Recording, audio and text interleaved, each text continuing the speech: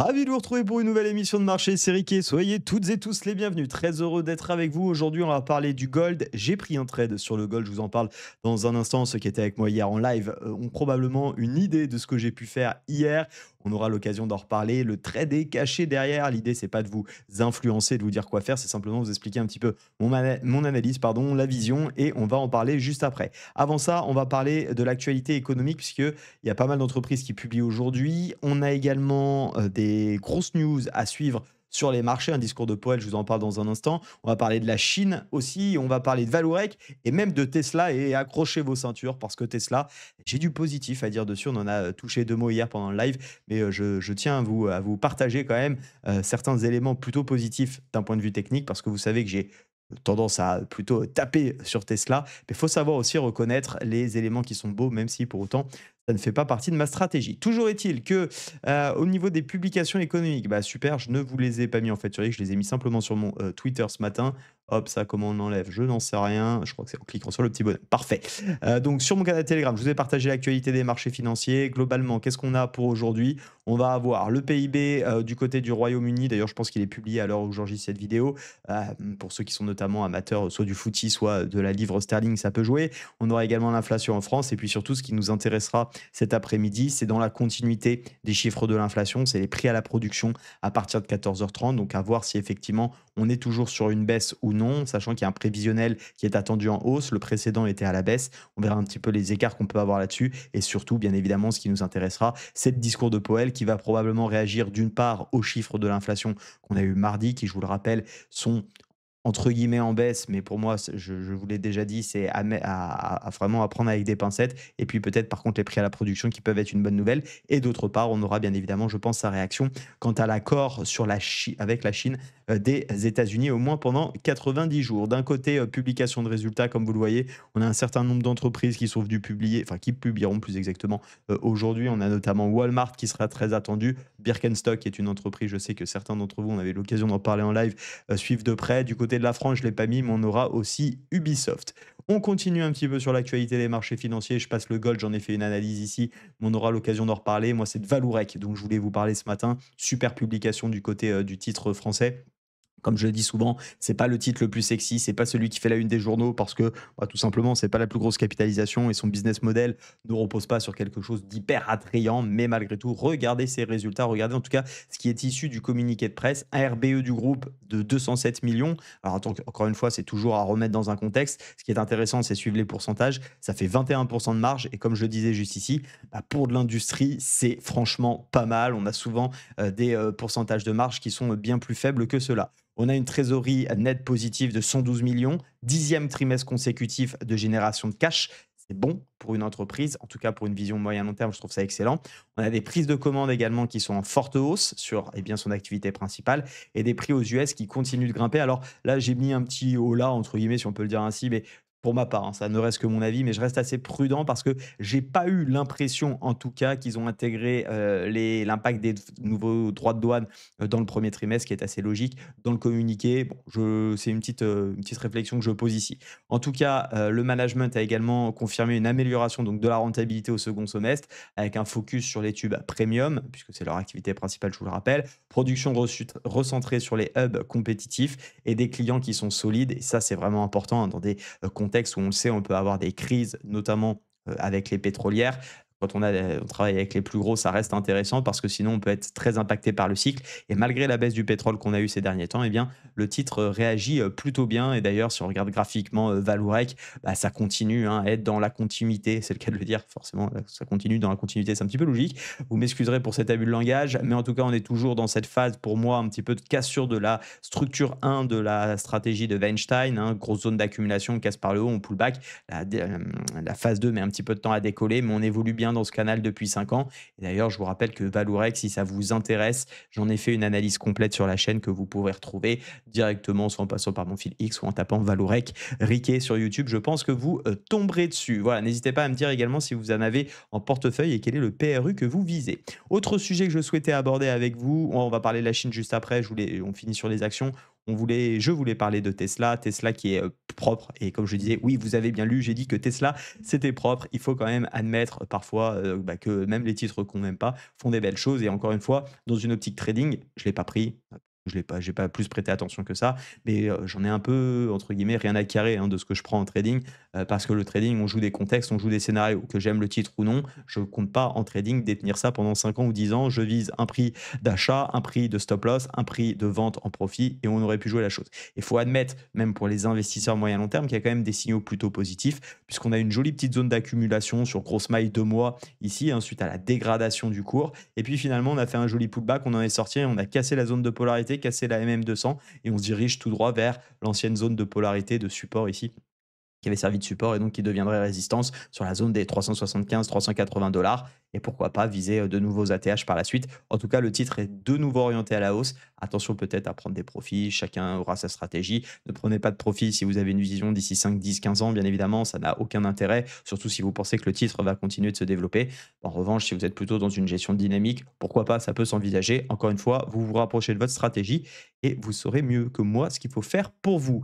Petit point intéressant du côté de JC Deco. Alors, je vous avoue que c'est plus par opportunisme que je présente cette action qu'autre chose, mais je me suis dit qu'il y avait peut-être des actionnaires de JC Deco, simplement pour dire qu'on a un retour du dividende sur le titre depuis 2019. Donc, ça reviendra là prochainement, puisque le titre, donc le coupon sera détaché, pardon, le 19 mai et le paiement 21 à 55 centimes. 55 centimes, le cours cote à 15,57 €. Ouais, ça doit faire un rendement, assez intéressant malgré tout. Pourquoi je vous en parle? Je vous en parle parce que hier, pendant le live, je vous rappelle qu'on devait voir 5 entreprises à fort dividende et à fort potentiel. On a eu l'occasion d'en faire qu'une seule. Donc je vous propose de revenir ensemble à 12h30 en live sur YouTube parce que oui, pendant 1 h 30, on a beaucoup analysé les marchés, on a répondu à pas mal de questions et j'ai pas vraiment eu le temps de me focaliser sur ces, 5 actions à forte valeur ajoutée. Donc n'hésitez pas à passer. Cette fois-ci, on se concentrera que sur ça, hein, sur le live de ce midi, donc à 12h30 sur YouTube. Je ne ferai que ça, il n'y aura pas de trading, il y aura vraiment focus sur 5 entreprises à fort dividende. Je vous montrerai un petit peu également comment j'utilise l'outil Investing Pro qui me permet eh bien tout simplement de sélectionner justement ces entreprises et de gagner énormément de temps. Dernier point avant de passer sur l'analyse du gold sur lequel je voulais attirer votre attention, c'est sur la Chine. On a Thomas Callum, si je prononce bien, qui nous a fait un petit post ici très intéressant. Je vais vous redire, hein, parce que tout simplement, je reprends un petit peu ce qu'il dit, et c'est exactement ce que je vous dis depuis plusieurs mois maintenant sur la chaîne. Vous le savez, ça fait un peu plus de 2 ans, enfin 1 an et demi, 2 ans que je DCA sur un ETF asiatique. Alors, c'est pas exactement le MSCI China, mais pour le coup, dans mon ECF, on a 45% de Chine. Donc, on est quand même très exposé. Et ce qu'il explique ici, et je l'ai traduit un petit peu en français, c'est que on a effectivement déjà le MSCI China, pour le prononcer à l'anglaise, est en train de poser une base énorme. Effectivement, si on regarde un petit peu cet indice, on voit effectivement que depuis 5 ans, on a eu une lourde chute et on rentre un petit peu dans ce cycle de Weinstein, justement. Alors, je ne sais pas à quoi correspond cette courbe rouge ici, quelle moyenne mobile c'est. Ça m'a l'air d'être assez réactif, je dirais probablement une moyenne mobile 50 ou 20 peut-être. Je pense pas que ça soit une 200, quoique peut-être. Peu importe, toujours est-il qu'on voit cette grosse phase d'accumulation qui s'est faite sur 5 ans et on est en train de ressortir au-dessus de cette zone de polarité et donc pourquoi pas lancer un nouveau rallye haussier. Alors certes, vous allez me dire: «Ouais, mais la Chine, c'est quand même pas terrible». Bah, c'est justement dans ces moments-là qu'il y a des opportunités parce qu'on a du pessimisme à tous les étages, plus du stimulus monétaire. C'est souvent le combo, parfait pour, ne plus en parler et donc on va dire ceux qui anticipent le mieux savent se positionner, en tout cas commencer à DCA là-dessus, à commencer à rentrer des lignes. Fondamentalement, on va pas se mentir, il y a un tas d'entreprises chinoises qui sont excellentes et qui sont bradées. Alors pareil, la Chine, bon, j'ai un petit peu du mal, je peux pas regarder tous les marchés, je suis déjà très focalisé sur les actions PEA et puis sur les actions US. Donc c'est pour ça aussi que j'ai choisi un ETF asiatique, c'est que j'ai pas envie de passer de plus de temps et donc pour me faciliter, hein, je dis pas que c'est ce qu'il faut faire, mais pour me faciliter le travail, c'est pour ça que j'ai choisi comment dire? Un ETF pour, bah, avoir les meilleures entreprises dedans et puis éviter de devoir faire un choix et passer à côté de peut-être des meilleures. Donc comme ça, bah, certes, on surperformera pas les meilleures bien évidemment entreprises, mais on pourra profiter de la dynamique s'il y en a. Et techniquement, bah, on le voit, hein, ça ressemble vraiment à un double bottom, à un double creux, appelez ça comme vous souhaitez et donc c'est plutôt très intéressant. Donc merci à Thomas Callum d'avoir partagé ça. Pour moi, la Chine et l'Asie sont en train de se réveiller. C'est un avis que j'ai depuis 1 an et demi. Alors le réveil, parfois, il peut être un petit peu long, mais je reste assez confiant et si vous souhaitez, j'ai cet ETF sur lequel, j'investis régulièrement. On peut le regarder ensemble rapidement pour voir, ici, ce que ça donne, c'est cet ETF là et cet ETF là. On va pas se mettre en 1 heure parce que ça n'a pas trop de sens. Mais vous voyez, on est un peu dans la même structure. C'est celui-ci que j'ai choisi, dans lequel j'ai choisi le DCA. J'ai commencé à partir de 2000, fin 2023, début 2024, j'ai plus la date exacte. Donc j'ai accumulé là-dedans, j'ai payé ici, j'ai payé là-haut, j'ai payé ici, j'ai payé ici et j'ai repayé lundi dernier par ici aussi. Donc j'ai un prix moyen qui doit avoisiner les 35, j'imagine. Donc une jolie petite performance. Si on voit effectivement cette sortie de range, ce double bottom qui a été pullbacké à plusieurs reprises, forcément avec l'épiphénomène entre guillemets Trump et Washington, enfin Washington et Chine, on a eu une correction, mais depuis ça repart bien. Forcément, parce qu'à l'inverse, on a aussi eu une accalmie sur les droits de douane et on voit un sacré rebond. Donc voilà, il y a quelque chose que je trouve assez intéressant et qui se rapproche finalement du MSCI China. Et on voit qu'ici, je suis sur une moyenne mobile 200, donc je ne pense pas que c'était une moyenne mobile 200 tout à l'heure. Voilà, toujours est-il que vous avez cette actu. Et pour ma part, on va donc passer sur le gold, puisque c'est l'opportunité. Donc j'ai un petit peu envie de vous parler aujourd'hui. Et le gold, je suis parti. Est-ce que j'ai gagné, perdu? Toudoudoudoum. À la vente. Je suis parti à la vente parce que c'était mon plan. On avait un double bottom qui était en cours. J'ai pas réussi à trouver vraiment un scénario parfait et idéal sur comment dire, les achats. On aurait pu trouver des petites réactions, mais j'ai pas eu de gros signaux daily ou même ne serait-ce que 4 heures, 1 heure non plus, hein. J'avais vraiment rien. Alors, il y avait cette opportunité qui aurait pu être intéressante, mais je l'ai loupée. Donc, une fois que je l'ai loupée, bah, je la prends pas. Et honnêtement, j'aurais pu très bien me positionner à l'achat. Je me serais fait sortir et j'aurais probablement pris. C'est très rare que je le fasse, mais ce trade à la vente, tant mieux, je l'ai pas vu. J'ai envie de dire, pour une fois, je me fais pas attraper par la police.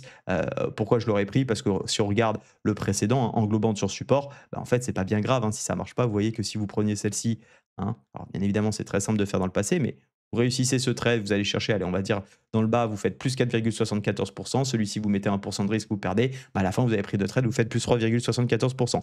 Bien évidemment, il faut prendre ce type de trade, même si vous en prenez qu'un sur les deux. Aujourd'hui, vous perdez. Parfois, vous ferez comme moi. Alors, je n'avais pas pris ce trade-là, mais vous éviterez aussi des pertes. C'est pas grave, faut pas se focaliser en disant ah, j'ai jamais de chance, je prends celui qui perd. C'est sûr que si on commence à être sélectif, bah, on passe aussi à côté de ceux qui gagnent. Maintenant, pourquoi j'ai pris celui-ci? Très simple, j'attendais une cassure du coup, puisque j'avais pas de signaux, enfin, soit un rebond d'ailleurs sur le support, soit une cassure. Il s'avère qu'hier, grosse bougie, et vous le savez que j'aime les bougies qui cassent franchement les zones, qui y vont. Petite hésitation, petit putback, on a une confirmation que les vendeurs rejettent. Je rentre, ni plus ni moins. Pour moi, c'est suffisant. On a le support qui casse. On a effectivement une belle bougie qui plus est sur une belle heure, hein, à 14 heures. C'est plutôt là où il y a les volumes également sur le gold. Eh bien, on a cette cassure, on a le petit putback, ça me suffit pour rentrer. Je prends un stop assez serré parce que j'estime que si de toute façon on ravale toute cette bougie, il y a moyen que ça réintègre le range et que ça parte beaucoup plus haut. Ça me permet d'avoir une taille de position qui est un petit peu plus grosse. Et puis derrière, eh bien, d'aller chercher l'objectif qui est quoi? Qui est tout simplement l'ancien support. Parce que je pense qu'on peut effectivement travailler un petit peu plus à la baisse cette correction. On pourrait envisager le deuxième objectif ici, pour ma part, je vais déjà prendre, je pense, TP ici, ça me suffit amplement, un petit ratio de 2,97, ça ferait largement le job. On est face à un joli double top. On peut revenir travailler la zone, il ne faudra pas être inquiet si effectivement on revient là pour potentiellement la rejeter. On peut la double retester. Je tiendrai mon plan, de toute façon, pour ceux qui connaissent ma façon de trader, je ne bouge jamais ni mes BE, ni mes stop loss, ni mes TP. Une fois que je suis dans le trade, je laisse faire. Donc là, de toute façon, c'est soit je fais SL, soit je fais TP, et on verra bien ce qu'il en est. Maintenant, là, c'était plutôt pour le trade que j'ai pris. Qu'est-ce qui pourrait se passer pour la suite? Bah, comme je vous le disais, ceux qui ont peut-être une envie de vendre et qui souhaiteraient le faire, bah, si vous avez l'opportunité, on a le prix qui revient là-dedans et qui nous montre une nouvelle zone de rejet, bah, pourquoi pas, entre guillemets, tenter le même scénario. À l'inverse, pour ceux qui sont acheteurs, et ça pourrait bien évidemment être le cas, bah, soit on a cette zone qui peut être intéressante à acheter, soit on a tout simplement mon trade qui foire, hein, ni plus ni moins. On a une petite structure de retournement ici court terme et donc pourquoi pas essayer de se repositionner pour encore une fois jouer la structure de hausse. Pourquoi je ne prendrais pas par exemple, à titre personnel, hein, au-delà de mon trade, puisque mon trade, j'ai envie de dire maintenant c'est du passé, si on avait par exemple une réintégration comme ça, pourquoi je ne rentrerais pas ici? Probablement parce qu'il faudrait, alors sauf grosse bougie, mais il faudrait rentrer dans ces eaux-là, mettre un stop loss ici pour aller chercher la TH. On voit bien qu'en termes de RR, on a globalement du 1 pour 1 ou peut-être du 1 pour 1,2 pour 1. C'est assez risqué, on aura tout juste une zone de résistance au-dessus de la tête. Bref, on va vite se retrouver dans l'ancien milieu de range. Donc c'est pas vraiment une configuration que j'affectionnerais particulièrement. En revanche, on fait un retest, on a un petit quelque chose comme ça, on casse. L'avantage là, c'est différent. On peut rentrer par exemple ici, hein, c'est des estimations, un stop loss là et un TP ici. Et là, vous voyez qu'on a probablement quelque chose autour d'un ratio de 2 pour 1. Bon, c'est de la grosse maille, c'est de l'hypothétique, bien évidemment. J'ai pas l'avenir entre les mains. D'ailleurs, j'espère surtout que ça va plutôt revenir ici que remonter, parce que sinon, ça serait pas bon pour moi. Mais voilà, en tout cas, vous savez tout sur mon analyse du gold. Je vous retrouve tout à l'heure à 12h30 pour donc un super live sur 5 actions à fort potentiel, à la fois en termes de valorisation, à la fois, enfin surtout en termes de rattrapage, on va dire, ou de potentiel aussi, en tout cas de hausse des cours, mais surtout qui versent des dividendes et c'est des dividendes sérieux. On verra comment trouver justement des entreprises qui versent des dividendes sérieux. On parlera un petit peu de stratégie. Donc n'hésitez pas à me rejoindre 12h30. Le live est donc sur ma chaîne YouTube et ça sera également le même lien pour visionner le replay si besoin, parce que je sais que certains bossent à cette heure-là. Excellente journée à toutes et à tous et à tout à l'heure. Ciao.